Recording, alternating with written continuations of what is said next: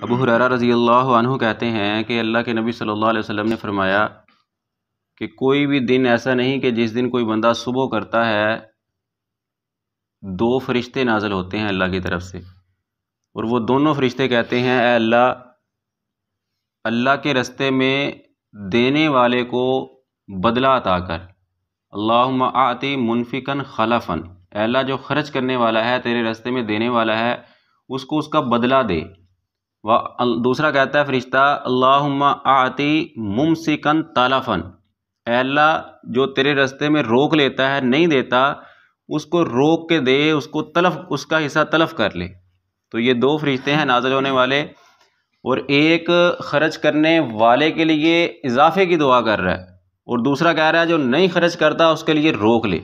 ये इंसान का जहन है, वो कहता है कि शायद मैं अल्लाह के रास्ते में दूंगा तो मेरी जेब से निकालूंगा तो कम हो जाएंगे, लेकिन ये वाहिद बैंक है, अल्लाह का बैंक है कि जिस बैंक में देने से बढ़ते हैं। दुनिया के बैंक में अगर रखवा के बढ़ा के वापस लोगे तो अल्लाह ने उसको सूद कहा है।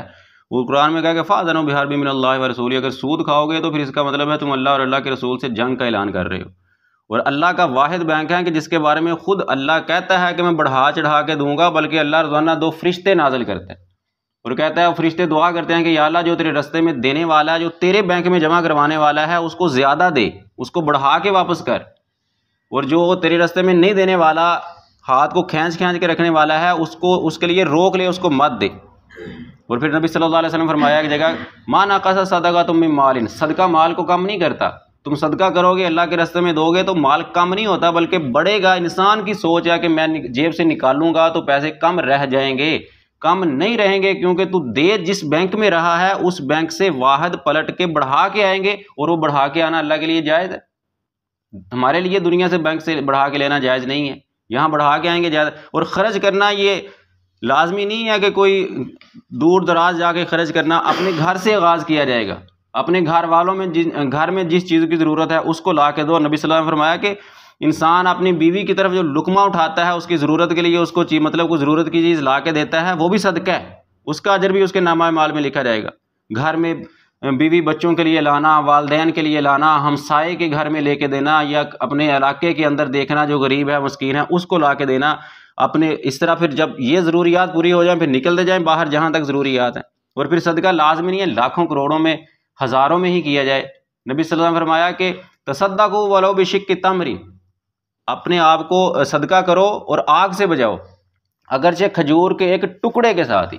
अल्लाह ताला मिकदार नहीं देखता, अल्लाह ताला नीयत देखता है। अल्लाह ताला ये नहीं देखता कि कितना ज़्यादा तूने दिया था, बल्कि देखता है कि नीयत क्या थी। वो एक जंग के मौके पे सहाबा ने कहा, लेकिन माल इकट्ठा करो, माल इकट्ठा करो, तो लोग सहाबा लेके आ रहे हैं अपनी नीयतों के साथ, कोई ज़्यादा लेके आ रहा है, कोई कम लेके आ रहा है। एक सहाबी बेचारा गरीब मस्कीन था, कुछ नहीं था पास, सारी रात एक यहूदी का कुआं चलाया और चंद खजूरें मिली उसको, चंद किलो।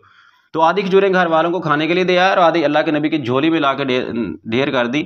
मुनाफिकीन बातें करना शुरू हो गए, लो जहाद को ये 2-3 किलो खजूरों की ज़रूरत थी। अल्लाह ने कुरान से आसमान से कुरान नाज़िल कर दिया अपने नबी पे कि ये जो 2-3 किलो खजूरें लेके आया और एक तरफ इतना बड़ा ढेर है, ये 2-3 किलो खजूरें मुझे पूरे ढेर से ज़्यादा अच्छी हैं।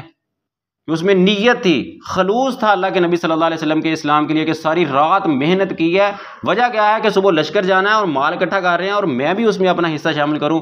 थोड़ा दो लेकिन नीयत के साथ दो, खालिस करके दो, निकालो ज़रूर अल्लाह के लिए। नहीं निकालोगे तो फिर फरिश्ते भी दुआ कर रहे हैं कि या अल्लाह जो अल्लाह के रास्ते में नहीं दे रहा उसको उसके लिए रोक ले, उसको मत दे। निकालोगे तो फिर फरिश्ते भी दुआ करेंगे, अल्लाह के बैंक में जमा करवाओगे तो अल्लाह बढ़ा के वापस करेगा। अल्लाह ताला हमें इस पर अमल करने की तौफीक अता फरमाए। व मा अलैहि इल्लल बलाग।